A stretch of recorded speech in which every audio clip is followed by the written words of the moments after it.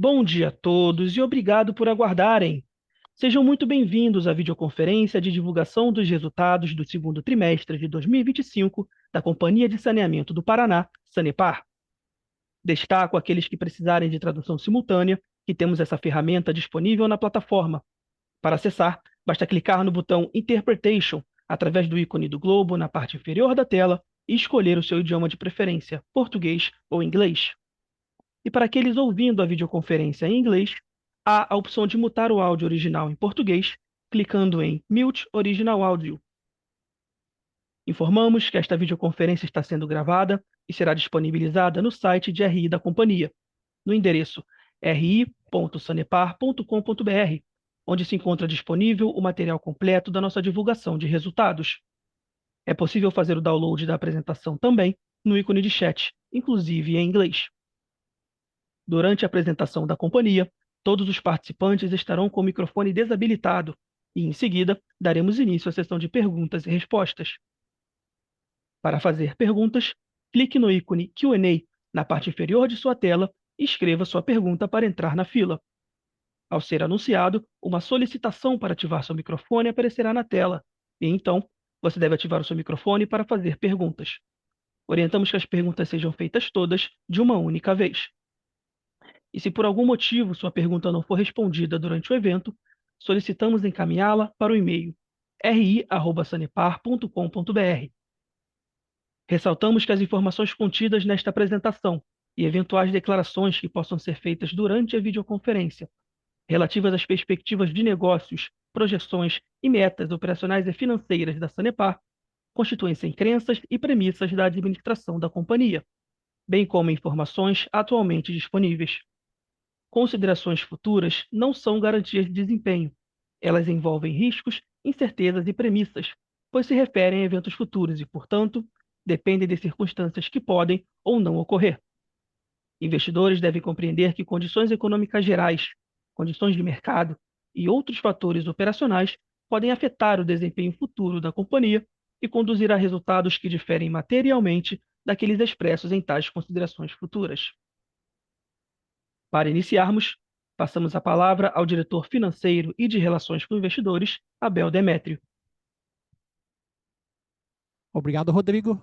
Bom dia. Nessa mesa compõe aqui o diretor-presidente, Wilson Bley, nosso diretor de inovação e novos negócios, Risden, e a nossa diretora de investimentos, Leora Lúcia Conte de Oliveira. Para suas considerações iniciais, eu passo a palavra então para o nosso presidente, por favor. Bom dia a todos. Minha saudação aqui ao meu time, aos meus diretores. Uma saudação especial a todos vocês, nossos investidores. Queria dizer que esse segundo trimestre foi dentro de uma regularidade planejada. Não tivemos sobressaltos. São momentos que nós estamos articulando a universalização. Então, há um processo acelerado, né, para que nós possamos alcançar os resultados que previstos em 33 possam ser alcançados de forma adiantada. Como destaque, eu queria colocar a questão do precatório. O precatório foi depositado após ter sua previsão na lei orçamentária. Esse depósito já foi realizado no Banco do Brasil e, neste momento, o nosso jurídico toma os demais atos para que esse dinheiro possa estar disponível no nosso caixa. Sabemos das regras regulatórias e dentro delas é que nós vamos trilhar. A questão também que trouxe um reflexo positivo e terá um reflexo ainda melhor é a adesão ao PDV. Foram 527 funcionários que aderiram ao PDV, que estão em processo. Alguns já saíram da empresa, outros estão em processo de sair. E também nós já fizemos o chamamento de alguns funcionários do novo concurso público para que possam ocupar as vagas e a gente não tenha nenhum risco operacional aqui dentro da companhia. Um outro reflexo também extremamente positivo é a questão do mercado livre. Nós já há tempo estamos evoluindo nesse processo e os resultados financeiros já se observam de uma forma muito contundente. Continuaremos, 90% do nosso consumo está vocacionado ao Mercado Livre, e vocês sabem que nós precisamos adaptar o nosso parque para que a gente possa, enfim, alcançar os resultados do Mercado Livre, o que estamos fazendo também de forma acelerada, para que nós possamos alcançar os resultados de forma rápida. Um destaque que eu gostaria de fazer, e até saúdo aqui a minha diretora de investimentos, são os investimentos dessa empresa realizados neste ano, mais de R$ 1 bilhão, e só nesse segundo trimestre, 612 milhões de reais. Isso mostra a capacidade que nós temos, capacidade de planejar e de executar, alcançando, sim, aqueles resultados que nós esperamos, que é o propósito maior aí da nossa empresa, que é entregar água, coletar esgoto, tratar o esgoto, devolver um corpo hídrico de forma muito adequada e fazer com que isso traga reflexos positivos a todos nós. E, por fim, eu queria dizer que tudo isso é feito dentro das margens que são estabelecidas a todos nós. A nossa alavancagem não superou a 1,7, nós estamos dentro de uma margem muito tranquila do 3, que é o possível e é o parâmetro máximo. Então, estamos, e se comparado a outras empresas, numa tranquilidade quanto a esse aspecto. Isso mostra a solidez, mostra o planejamento e, principalmente, a responsabilidade que nós temos de alcançar os resultados.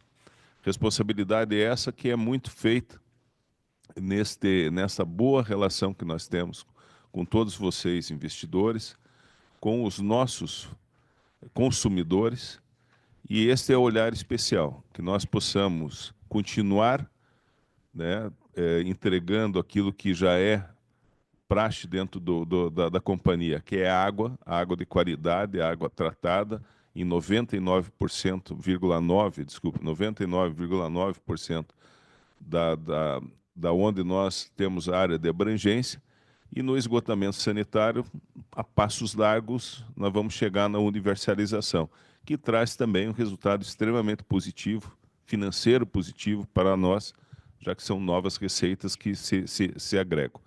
Hoje o nosso índice de ARCE é perto de 82%.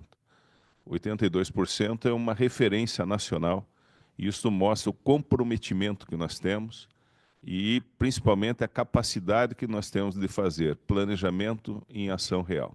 Então, agradeço a oportunidade de estar aqui dialogando com vocês. Estamos sempre de portas abertas para esse tipo de diálogo, e saibam todos da grande responsabilidade e o compromisso que nós temos de fazer o melhor pela Sanepar. Obrigado, presidente. Gostaria, então, que fosse colocada a apresentação. Bom, então passaremos aqui a apresentação dos resultados aqui do segundo trimestre, né? O disclaimer já foi lido. Vamos, então, passar aqui rapidamente pelos destaques. Tivemos investimentos, conforme o nosso presidente falou, acima de R$ 1 bilhão, 1,1 bilhão de reais atingidos, uma alta no semestre de 26%, e neste segundo trimestre foi de 37%. Inadimplência, continuamos aqui com uma inadimplência no ano bastante controlada, 0,8%. Margem EBITDA, dívida líquida pelo EBITDA, alavancagem de 1,7 vezes o EBITDA, e uma geração de caixa no semestre de 1,4 bilhão de reais. No slide seguinte, a gente vai passar aqui um pouco pelo desempenho operacional da companhia. Então, em relação aos volumes medidos de água, nós tivemos no primeiro semestre um incremento de 0,9%, embora no segundo trimestre este valor tenha sido reduzido em 1,7%. No acumulado de 6 meses, teve um crescimento de 0,9%. Volume faturado, um crescimento de 0,8%. Em relação ainda à água, tivemos um acréscimo de ligações, no período de 6 meses, de 22.680 novas ligações de água, e em 12 meses, 41.379 ligações de água, com crescimento de 1,2%. Então, o crescimento vegetativo aqui nesta questão de água. Economias, crescemos 34.382 economias nos 6 meses, e 55.830 economias em um ano, com uma alta aqui de 1,3%. Já na questão do esgoto, nós tivemos um volume coletado que cresceu 2,5% no semestre, e no volume faturado ele cresceu 2,4% também no semestre. Em termos de ligação, obviamente, como buscamos a universalização do esgoto agora, temos um crescimento mais representativo tanto em termos de ligação quanto economias. Ligações, tivemos 26.046 novas ligações de esgoto em 6 meses, e em 12 meses atingimos 70.964 novas ligações de esgoto. Já em relação às economias, no semestre elas cresceram 41.685 economias de esgoto, e em 12 meses 97.152, com crescimento de 2,8%. Então, crescimento sempre bastante constante em relação a esses índices. No slide seguinte, falar um pouquinho sobre a questão das barragens, que atende aqui principalmente Curitiba e região metropolitana, que são as 4 barragens. Iraí, Passaúna, Piraquara 1 e Piraquara 2. Iraí estava com 92% ao final de junho, Passaúna e Piraquara 1 com 100% e Piraquara 2 com 89%.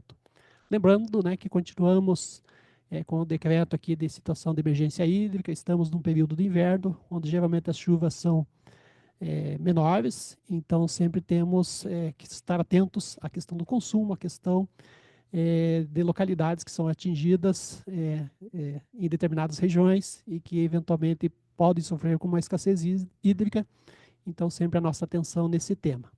Ponto importante também, que depois eu pedi até para a Leora comentar, a questão da 5ª barragem, que é a do Miringuava, que está em evolução. No slide seguinte, aqui a gente traz um histórico, né, dado que temos, então, o marco legal do saneamento atualizado, né, lembrando, a Lei 11.445, lá em 2007, ela foi um marco já do saneamento. Já na ocasião, a Sanepar tinha 99% de atendimento com água tratada para a população nas suas áreas de abrangência. Então, já éramos universalizados lá em 2007 na questão de água. E mostra também a evolução, né, do atendimento na questão de tratamento de esgoto, coleta e tratamento de esgoto, né? Hoje, então, atingimos em junho de 25, 81,7% de esgoto coletado, sendo 100% tratado. E lá em 2033, o marco legal do saneamento aponta 99% como meta no país para água potável para a população e 90% com esgotamento sanitário. Estamos no caminho para que isso seja atingido. No slide seguinte, passar por alguns indicadores, conforme vimos a inadimplência nossa de 0,8%. Lembrando que uma inadimplência sempre medida sem atraso, né? Um dia de atraso a gente já considera como inadimplência.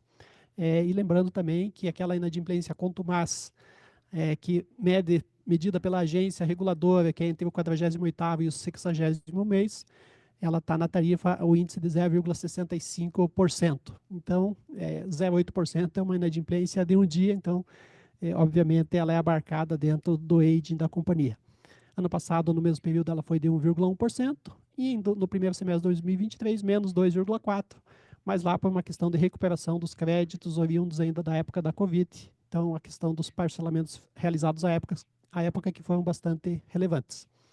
Perdas por ligação, por litro por dia, ela teve um crescimento de 1,1%, atingiu 223 litros de perdas por dia, e nesse sentido estamos buscando ação para trazê-la um pouco a níveis mais confortáveis aqui, porque entendemos a importância, né, do tema em relação a perdas. Margem EBITDA no primeiro semestre, 47,1%, o ROI de 20%, e o ROIC, analisado aqui, né, tanto o ROI quanto o ROIC, de 14,1%.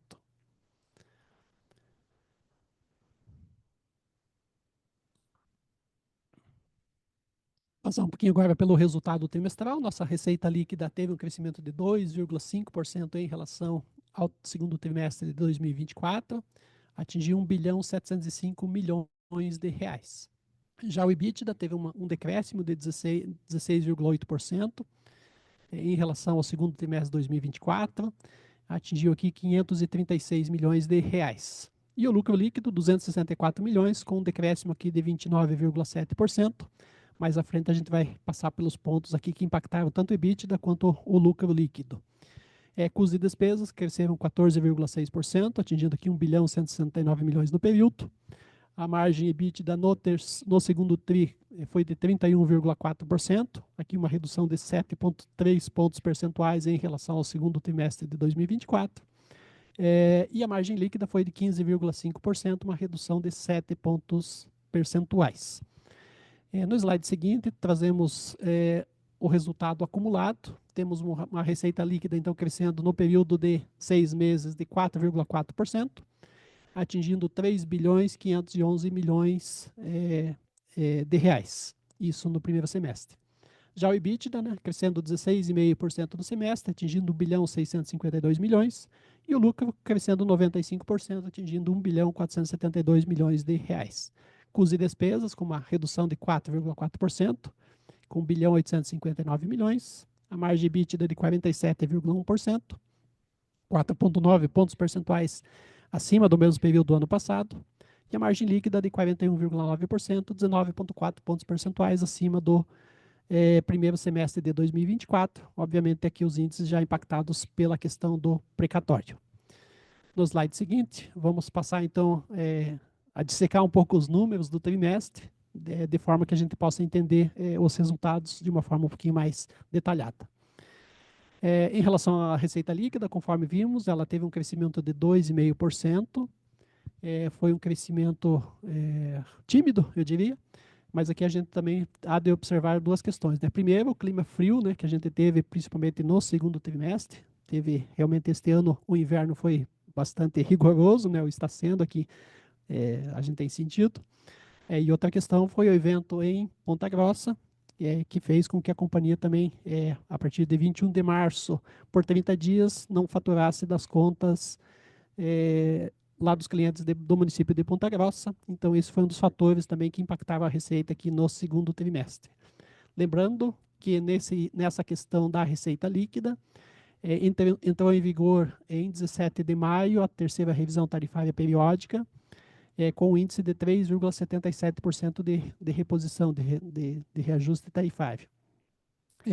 Como isso são medidos proporcionalmente, o impacto integral desse reajuste só se deu a partir de 16, 17 de junho, né, 30 dias depois, integralmente na tarifa. Então, no segundo trimestre ainda esse impacto não foi totalmente sentido. Custos com pessoal, tivemos aqui um decréscimo de 10,6% no período, né? Aqui já fruto, então, conforme o próprio presidente falou, da questão do PDV, já temos pessoas que saíram da companhia desde março deste ano, e o desligamento se dará até o mês de novembro de 25. Embora com contratações para reposição de vagas, esse foi já um dos elementos que trouxeram uma redução aqui na conta de pessoal no trimestre aqui, no segundo trimestre. Tivemos nessa questão de pessoal ainda uma questão de redução nos processos aqui trabalhistas, né, com menor, vamos dizer assim, com menor registro nesse período, se comparado ao ano anterior. Também foi um dos motivos que levaram a uma redução desse percentual aqui na conta de pessoal. A PPR, né, aos empregados, ele decorre então do lucro. Então, como temos um lucro registrado menor no período, ele também impacta. E um ajuste também referente ao PPR do ano passado, em função de que nós avaliamos o atingimento de metas. Então, aqui teve uma redução no período em função disso.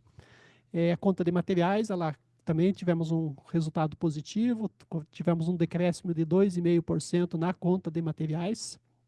Lembrando, né, que o grande consumo, a grande conta de materiais é a questão dos materiais de tratamento. E podemos dizer que nesse período tivemos um resultado bastante positivo, né, tanto nessa conta de material de tratamento, quanto em outras contas. A conta que trouxe alguns acréscimos foi a conta de manutenção eletromecânica. Essa sim teve um crescimento. Já na conta de energia elétrica, uma redução de 26,5%, aqui colhendo então os frutos do Mercado Livre.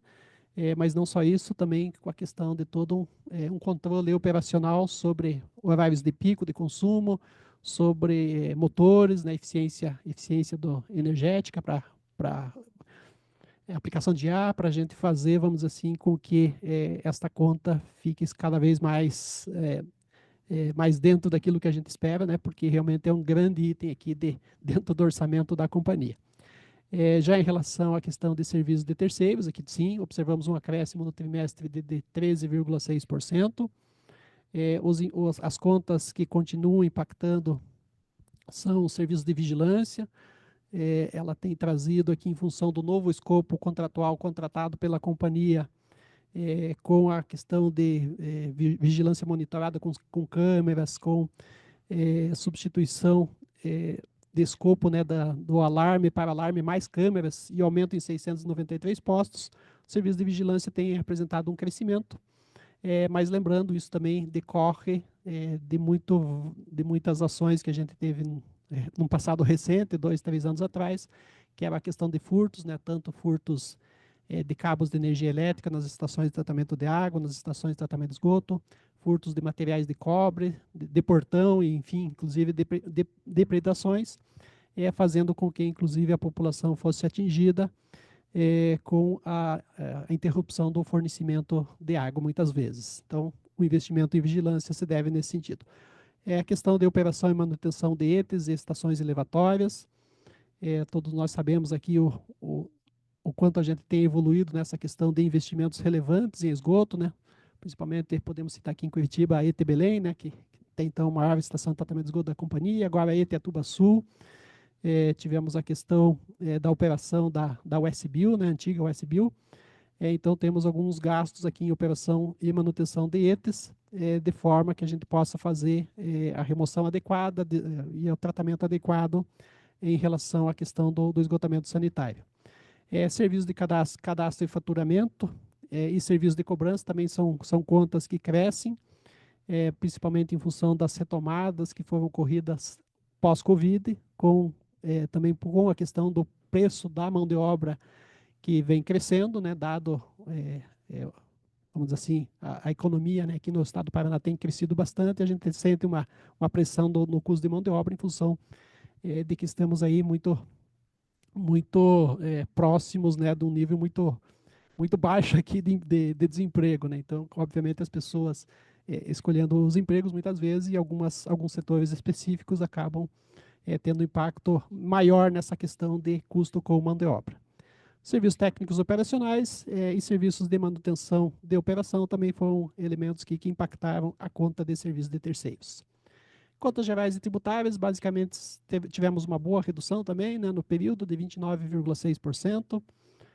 Então, aqui, o grande ponto que a gente destaca, que são itens muitas vezes não gerenciáveis pela companhia, né, porque são pagamentos aqui de Fundo Municipal de Saneamento Básico aos municípios, taxa de regulação, IPTU, mas a conta que trouxe um alívio representativo foi a questão de indenização a terceiros, dado todo, vamos dizer assim, o processo de baixa que a gente tem realizado nos processos judiciais, e aqui também, né, saiu da conta de indenização. Nesse período tivemos uma boa melhora em relação ao gasto do primeiro semestre de 2024.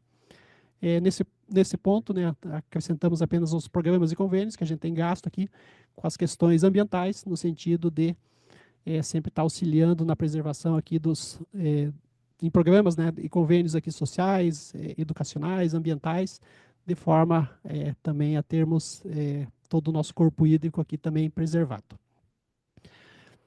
Um item de provisões judiciais e regulatórias, aqui podemos tivemos um impacto um pouco mais relevante, dado a provisões para Ponta Grossa em função do TAC, né, nós assinamos um TAC, foi comunicado ao mercado, e nós pagaremos, então, 15 milhões de reais em 15 parcelas de 1 milhão de reais, começamos agora no mês de agosto, então afetou essa questão da provisão de Ponta Grossa no resultado do segundo TRI, além de uma provisão civil um pouco mais relevante, de 54 milhões, é um dos itens que trouxe aqui, vamos dizer assim, um resultado um pouco não, diferente, né, daquilo que seria o normal. o esperado. Provisão para plano de saúde e previdência, 13% de crescimento. Despesas e receitas financeiras, aqui um crescimento de 240%. Aqui em despesas financeiras, o registro do AVP, né, sobre os ativos, em função do recálculo da taxa de desconto, principalmente, né, que passou de 4,36% para 5,41%. É dado, né, o ambiente econômico, né, estamos com uma Selic aí na ordem de 15%. E as taxas, obviamente, isso acaba impactando nas taxas de desconto utilizadas, e esse é o principal elemento aqui das despesas financeiras do período. Outros custos e despesas, também um crescimento de 27,8%, aqui muito também em função de uma atualização em relação às PDDs que foram feitos, então os parcelamentos, mesmo sem vencer agora, já estão provisionados, isso também teve um impacto, salvo engano, da ordem de 60 milhões de reais neste trimestre.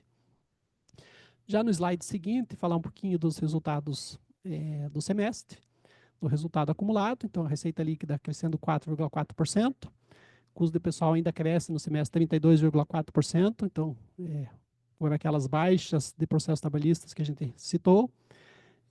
Quais os pontos de destaque que a gente poderia dizer, né? Provisões, aqui também temos um valor bastante relevante aqui em função do passivo regulatório compensado, né, lá em outros custos e despesas onde estão lançados, então, as questões dos precatórios, mas daí favoráveis à companhia, mas o resultado líquido, né, no período, 1.471 bilhões, com uma alta de 95%, conforme falamos anteriormente.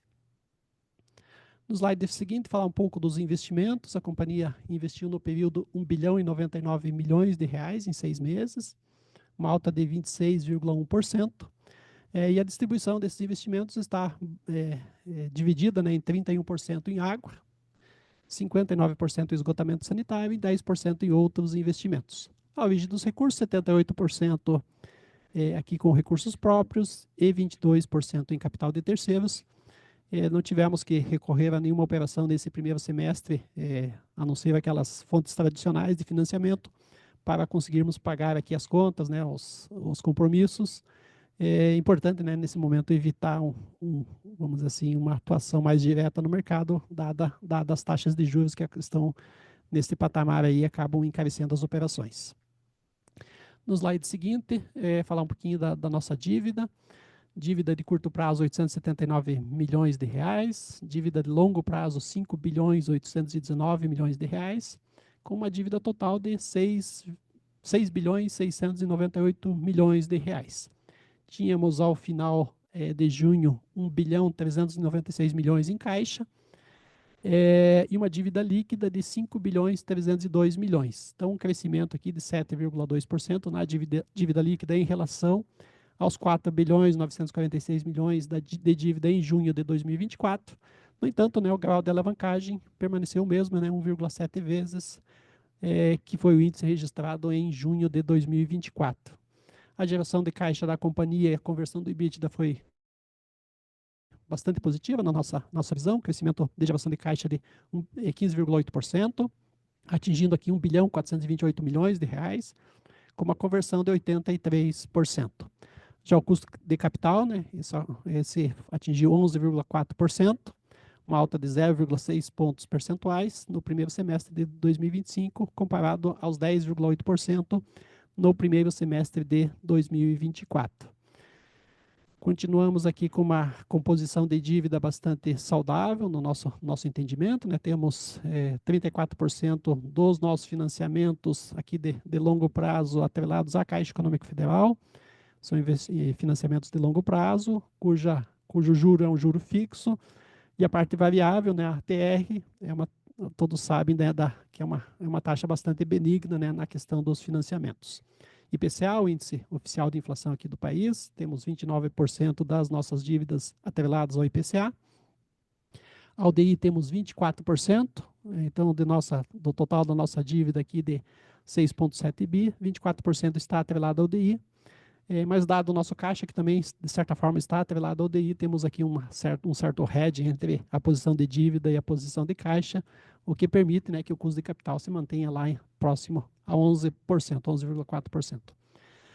Temos um contrato que é o do litoral, que é atualizado pelo IPC da FIP, que representa 5% da dívida, 3% em euro, que é o contrato com o banco alemão KfW, esse sim está redeado para a DI, com uma taxa em torno de 80% do CDI, TJLP 3% e 2%, né, dos contratos nossos não possuem correção monetária. Então esse é o nosso perfil de capital na data finda em 30 de junho de 25.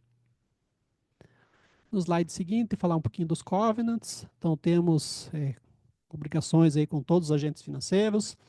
Então, no sistema BNDES, onde temos financiamentos diretos, debêntures da quarta e sétima emissões, nós temos o covenant da dívida bancária líquida pelo EBITDA, que precisa ser menor ou igual a 3, estamos com um índice de 1,7. O EBITDA dividido pelo serviço da dívida tem que ser maior ou igual a 0,5, estamos com 3,1. E outras dívidas onerosas pelo EBITDA precisa ser menor ou igual a 1, estamos com 0,4. Então, nos três estamos atingindo neste período de 30 de junho. Contratos com a Caixa, temos o EBITDA daqui assim ajustado pela despesa financeira líquida, tem que ser maior ou igual a 0,5, estamos com 27,2 vezes. A dívida bancária líquida pelo EBITDA ajustado é menor ou igual a 3, estamos com 0,2. E outras dívidas onerosas aqui pelo EBITDA ajustado, não o EBITDA ajustado, é 0,3 em comparação ao 0,4 nos contratos com o BNDES.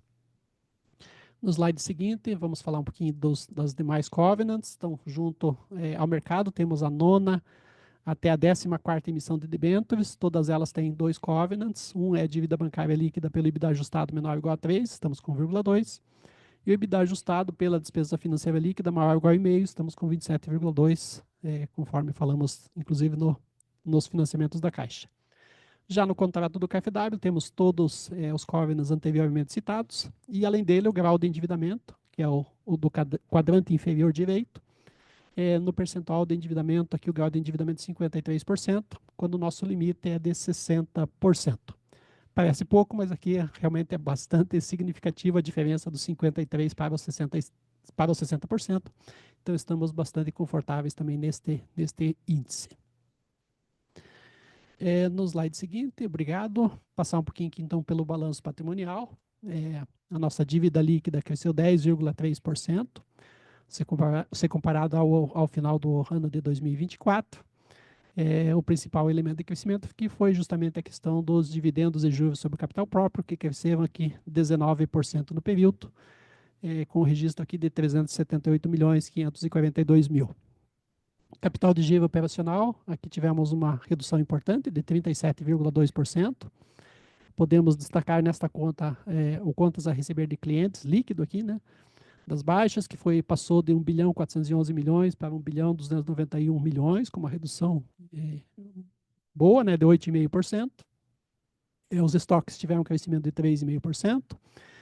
Empreiteiros e fornecedores também tiveram uma variação praticamente em linha, né, 0,9% de crescimento. E salários e encargos sociais, aqui também, né, dado principalmente a questão do PDV, tivemos um crescimento aqui de salários e encargos sociais de 69%, que estão aqui no capital de dívida da companhia. Outros ativos e passivos, um ponto que a gente percebe aqui, a baixa das provisões de 619 milhões ao final de 2024 para 571 milhões 606 mil ao final de junho de 25, uma redução de 7,8%. E ativos de contratos, né, que são os investimentos, que são as obras em andamento, que temos aqui 3 bilhões 234 milhões, com um crescimento aqui de 16,4%. Nosso patrimônio líquido de 11 bilhões 784 mil reais, com um giro de capital de giro aqui de 28 dias, bastante positivo em relação ao verificado nos anos de 23 e 24. Então, aqui, claro, pelo crescimento da receita, pela redução do contas a receber e pelo financiamento aqui, vamos dizer assim, dos salários e encargos sociais que temos ainda que fazer o pagamento. No último slide aqui da apresentação, falar um pouquinho sobre o fluxo de caixa. Tivemos as atividades operacionais trazendo nesse período 15,8% de crescimento, atingiu 1 bilhão 428 milhões de reais. As atividades de investimento consumindo 1 bilhão e 85 milhões de caixa. E as atividades de financiamento também consumindo caixa de 747 milhões de reais. Com isso, né, houve uma redução de 404 milhões em relação ao final do ano, de 1 bilhão e 800 milhões em caixa para 1 bilhão 396, mas ainda assim, né, muito em linha com, com o que tínhamos ao final de junho de 24, que era 1 bilhão 438 milhões de reais.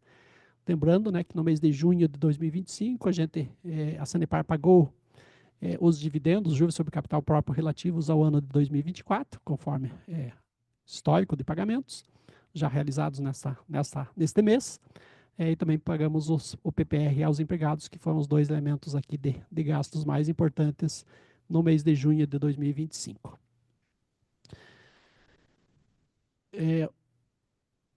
Obrigado aqui por ouvir a apresentação. Juntou-se aqui à mesa o nosso gerente contábil, Osiris Kostler, que também então faz parte aqui da questão para a resposta aqui das perguntas que eventualmente venham a ser feitas. Rodrigo, eu passo a palavra para você, tá bom? Obrigado. Senhoras e senhores, iniciaremos agora a sessão de perguntas e respostas. Lembrando que para fazer perguntas, orientamos que sejam enviadas via ícone de Q&A no botão inferior de sua tela. Seus nomes serão anunciados para que façam sua pergunta. E nesse momento, uma solicitação para ativar seu microfone aparecerá na tela. Caso não possa abrir seu microfone ao vivo, favor de escrever sem microfone ao final da pergunta para que ela seja lida em voz alta.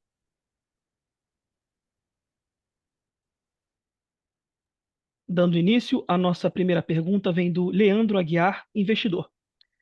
Inicialmente, ele parabeniza a equipe Sanepar pelos resultados e nos traz 3 perguntas. Número 1.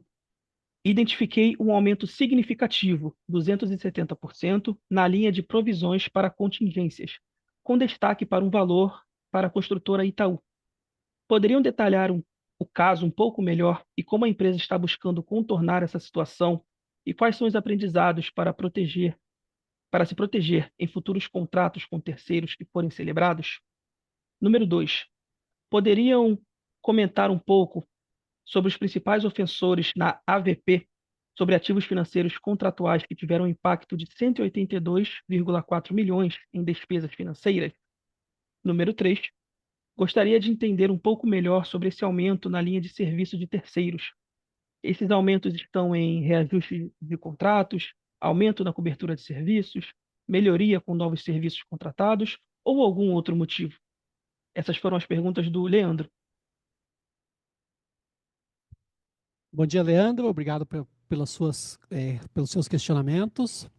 Eu vou passar aqui, iniciando pela pergunta 2, que é a questão do AVP, né, o ajuste a valor presente. Bom, a companhia precisa, né, reconhecer aqueles ativos não amortizados, aqueles que vencem após o período contratual, trazê-los a um valor presente. E nesse sentido, dada a atualização da taxa de desconto, que passou do final de 2024, de 4,36% para 5,41%, dado o horizonte de prazo que vamos dizer assim, feito o cálculo do AVP, e a mudança de taxa ela é bastante significativa, impacta aqui nos resultados e nesse período, assim como já tivemos em ocasiões anteriores, como por exemplo quando a companhia estendeu os prazos contratuais até 2048, com um prazo maior, obviamente, tivemos na ocasião a necessidade, né, de fazer, conforme as regras contábeis, os devidos ajustes, né, a valor presente desses ativos. Em relação à questão 3, à questão do serviço de terceiros, embora eu já tenha explanado os principais elementos, eu vou tentar trazer aqui mais alguns itens, né, para a gente esclarecer um pouco melhor essa questão do aumento nos custos de terceiros, né? Lembrando, né, que nos 6 meses a gente teve lá em serviços técnicos profissionais uma questão relevante em relação à questão das provisões para honorários advocatícios oriundos aqui da questão do precatório, né?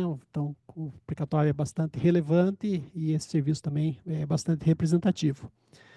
Os demais custos são aqueles os principais que eu elenquei, né? Por exemplo, o serviço de vigilância ele cresceu aqui realmente 52,3%, mas aqui sim, né? Só para deixar mais detalhado, tivemos então um aumento de 693 postos no período, com crescimento de 76,7%.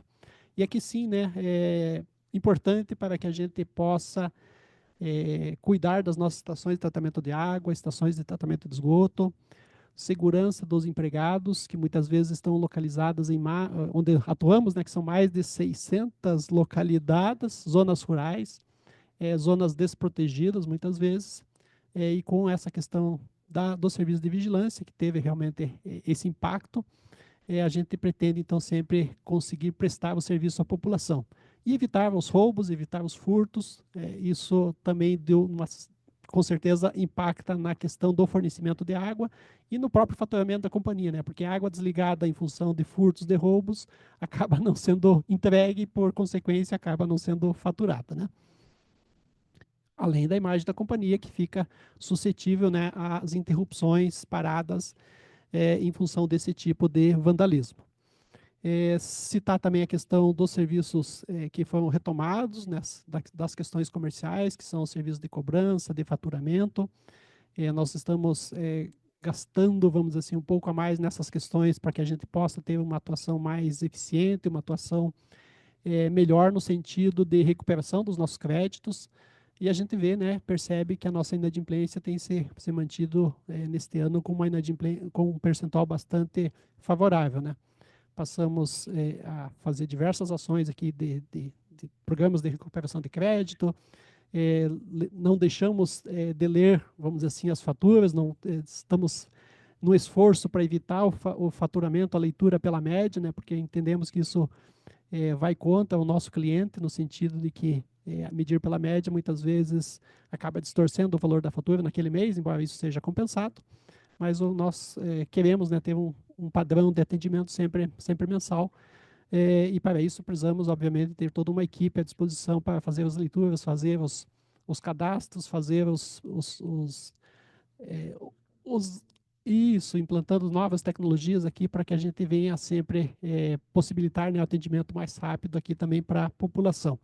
Então, de maneira geral, serviço também de eletromecânicos, esse foi um ponto aqui que teve um crescimento, embora não seja muito representativo, mas teve toda uma mudança organizacional em relação a esse tema, em relação à estrutura, né, que atende, e a gente vem buscando aqui formas de ser mais eficiente aqui nessas questões, e nesse momento, né, claro, teve um gasto aqui que foi registrado no período. Então, Leandro, essas são as principais questões. Além, claro, né, acho que uma das principais que a gente pode citar, né, temos os reajustes dos contratos, que só o IPCA acumulado em 12 meses está acima de 5%.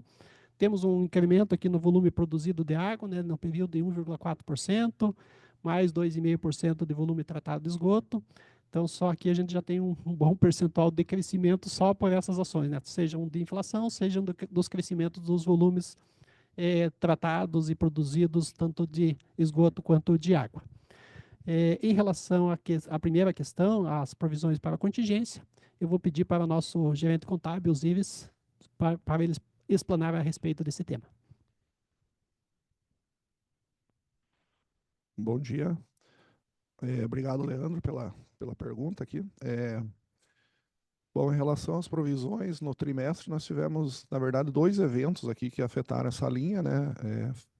Principalmente, nós tivemos a provisão aí, como você mencionou na pergunta, né, dessa construtora, né, que foi uma ação antiga já, da barragem Piraquara 2, e nós tínhamos uma provisão constituída e complementamos, né, nesse trimestre 54 milhões. Também tivemos o efeito das perdas esperadas na realização de créditos, né, que é a provisão para perdas lá de clientes. Nós, no primeiro trimestre, já fizemos, em relação aos parcelamentos, todos aqueles parcelamentos que já estavam vencidos, a gente constituiu uma provisão. E para esse trimestre a gente complementou essa provisão, né? Também em relação aos parcelamentos. Aí para aqueles clientes que já estão inadimplentes, a gente constituiu também uma provisão de todas as contas, independente se está vencida ou não. Então, o chamado efeito vagão, né? A gente discutiu com a nossa área comercial e constituímos esse valor.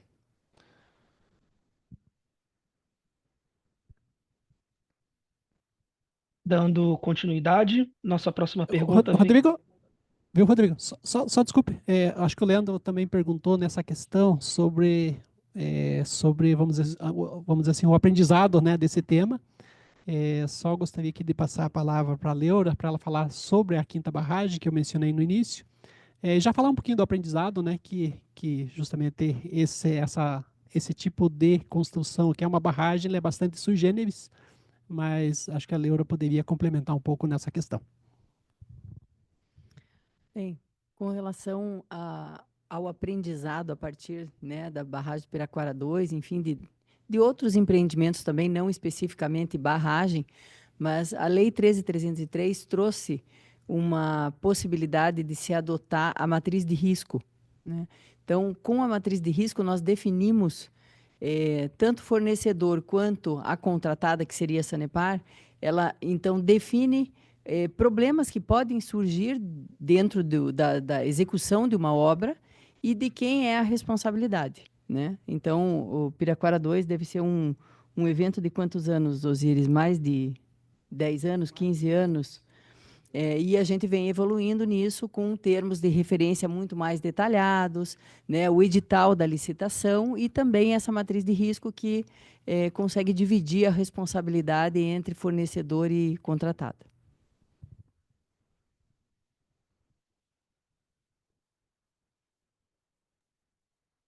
Perfeito, agora sim, dando continuidade, nossa próxima pergunta vem da Maria Carolina Carneiro, Banco Safra. Ela gostaria de entender melhor sobre 3 pontos. Número 1, os impactos mencionados do efeito vagão de contas vencidas de clientes, se pode ter mais impacto nos próximos trimestres. Número 2, questão de perdas estimadas com créditos de liquidação duvidosa esse trimestre e como tem lidado com isso. E número 3, sobre possível discussão com o regulador do saldo precatório, que será dividido com o consumidor, quando teria calendário para discussão. Esses são os 3 pontos da Maria Carolina. Eu vou passar aqui então novamente para o Osíris, para ele falar a respeito do efeito vagão, das perdas estimadas, e daí o último, Osíris, eu posso responder. Ok, obrigado, Maria Carolina, pela pergunta. Bom, os impactos do efeito vagão, a gente consolidou, então, essa provisão agora no segundo trimestre, então, não esperamos ter mais efeito relevante para os próximos períodos.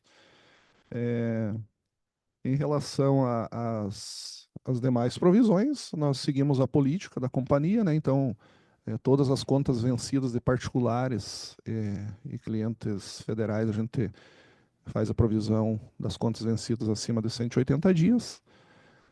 Para o setor municipal, a gente também faz uma provisão baseada no histórico, então contas vencidas acima de 2 anos, com exceção daqueles municípios também que têm inadimplência, a gente também considera o efeito vagão.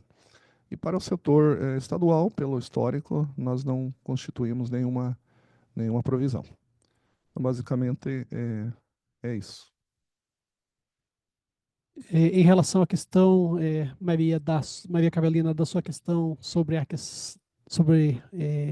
os precatórios, as discussões regulatórias sobre o tema, nós mantemos contato com a agência está debruçada sobre o tema, entendemos que a gente tem argumentos importantes apresentados para a agência, e, obviamente a agência precisa toda uma maturação, porque no final do dia ela é responsável, né, pela definição desse quesito, né, uma vez que da forma ela que estabelece as normas, né, de compartilhamento em relação a este ponto. Acho que as discussões são saudáveis, sempre no ambiente de construção, e o importante é que a gente está galgando passo a passo esse processo que é bastante demorado, né? Já estamos com uma ação que faz mais de 31 anos, então a gente tem todas as cautelas e providências, tanto na questão da justiça, quanto as tratativas com o agente regulador, mas entendemos que no final, né, esperamos, né, que todo mundo chegue a um equilíbrio aqui nessa questão, e sim discutimos com o regulador, temos espaço para discussão e entendemos que uma decisão que seja bastante razoável ao final será dada.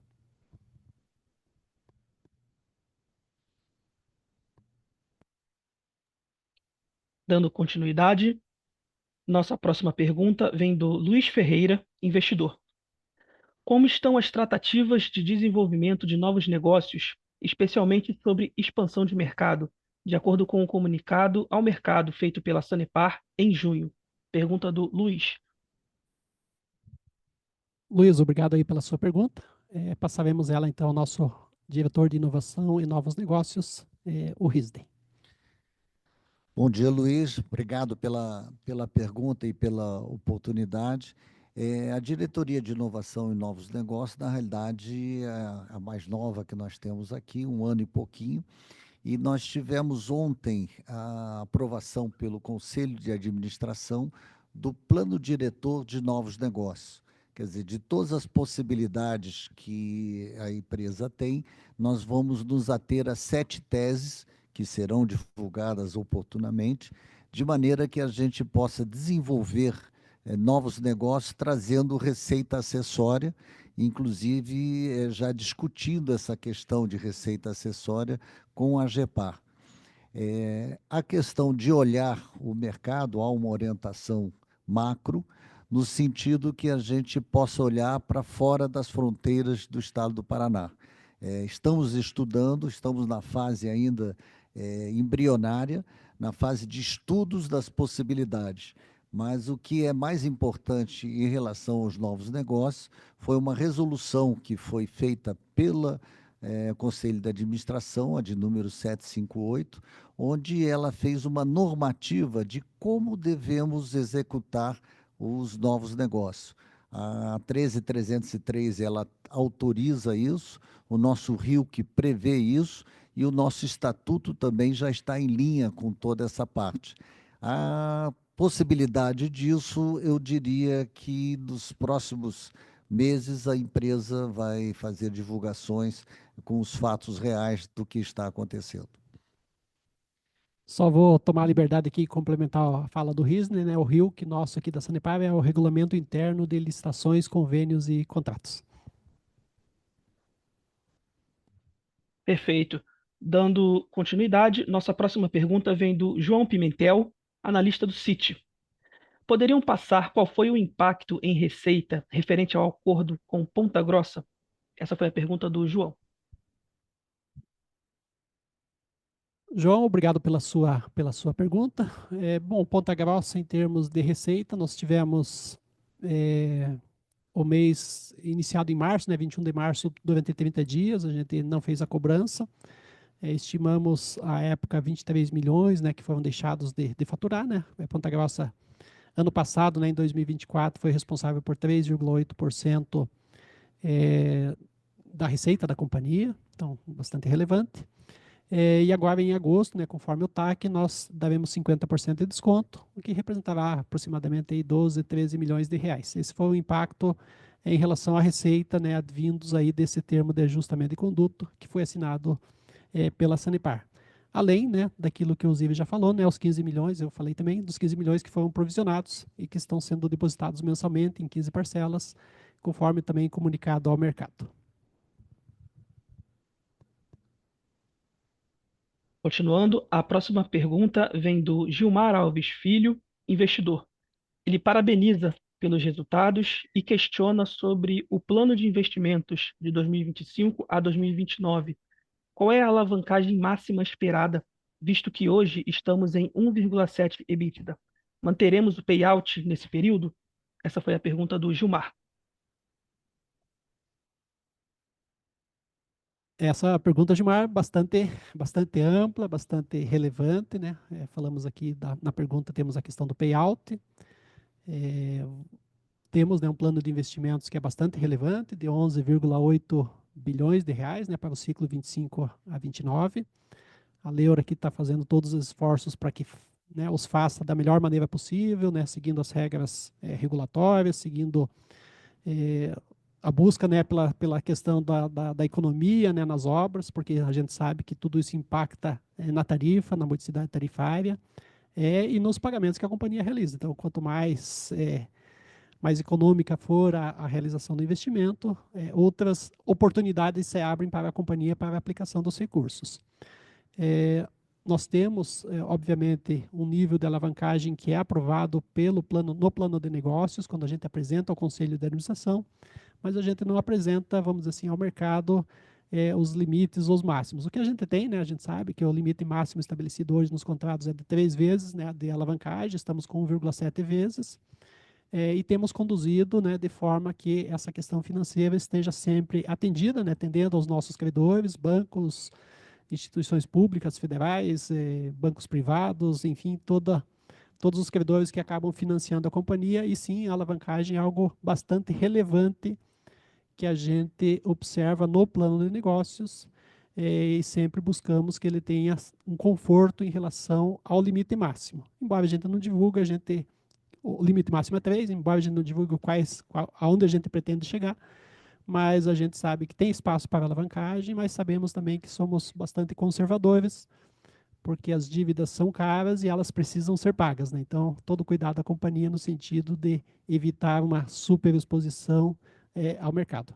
Em relação ao payout, ele faz também parte da estratégia, no sentido de que precisamos buscar a universalização, estamos no caminho, e obviamente tem o esforço também dos investidores, a gente entende nesse momento que aqui, né, acabam não retirando todo o potencial eventualmente que gostariam, mas isso também é em função das nossas possibilidades e nossos limites financeiros, né? Então, tanto o payout quanto a alavancagem é discutido muito fortemente nas discussões do Conselho de Administração, tanto mensalmente na apresentação dos resultados, quanto no planejamento, né, que é feito para 5 anos e revisto anualmente.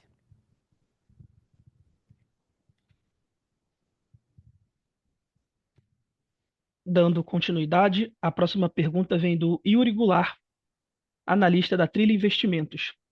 Sobre o depósito do precatório na conta do Banco do Brasil, comentado pelo presidente, pretendem fazer um fato relevante ao mercado apenas quando o valor sair dessa conta judicial e for transferido para uma conta de livre movimentação da Sanepar? Essa foi a pergunta do Yuri. Yuri, obrigado aqui pela sua pergunta. Nós colocamos então no ITR, né, divulgado ontem, temos um evento subsequente que é justamente conta do depósito realizado no Banco do Brasil, conforme citado pelo presidente.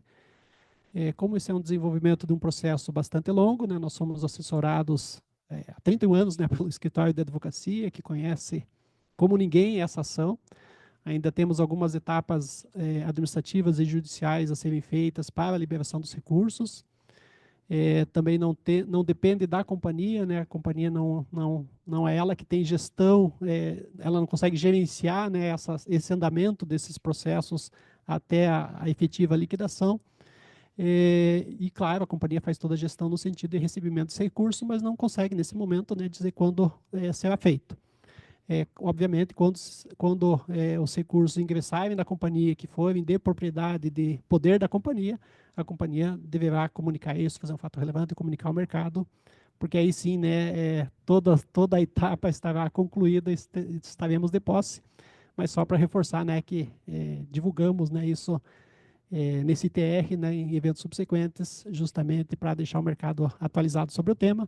Mas, conforme eu falei, né, é um tema, depende da justiça, ainda tem algumas etapas que estão sendo conduzidas tanto aqui pelo jurídico da companhia, quanto pelo escritório contratado.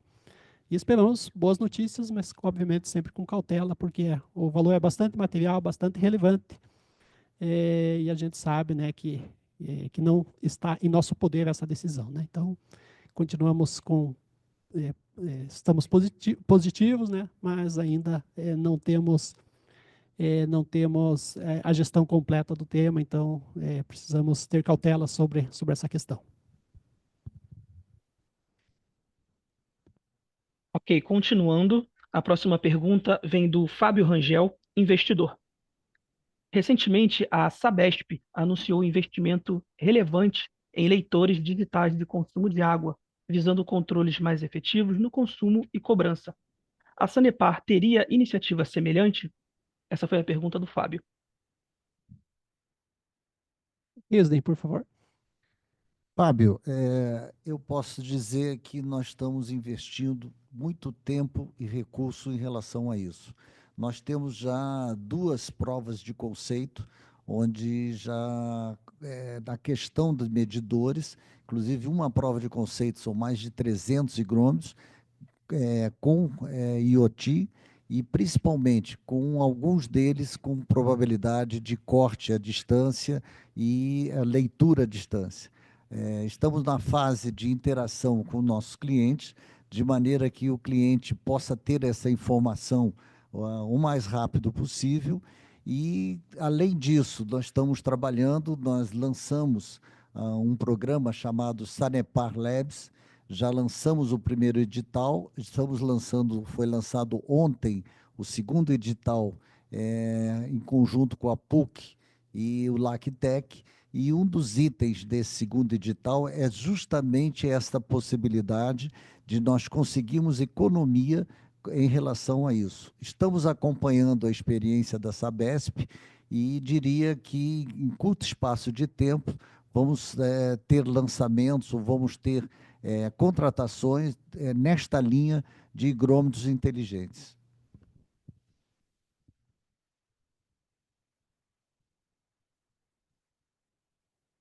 Encerramos, nesse momento, a sessão de perguntas e respostas e passamos a palavra ao diretor financeiro e de Relações com Investidores, Abel Demétrio, para as considerações finais da companhia. Bom, obrigado a todos pela participação nessa videoconferência do segundo TRI. Embora o lucro, o resultado tenha vindo com uma redução, a gente entende aqui que o cerne da companhia, né, toda a questão de nível de atendimento, de nível de tarifa, dos níveis das nossas operações estão preservados. E desejar a todos aqui, então, um ótimo final de semana. Obrigado a todos. A videoconferência de resultados referentes ao segundo trimestre de 2025 da Sanepar está encerrada. Muito obrigado aos participantes e tenham todos um excelente dia.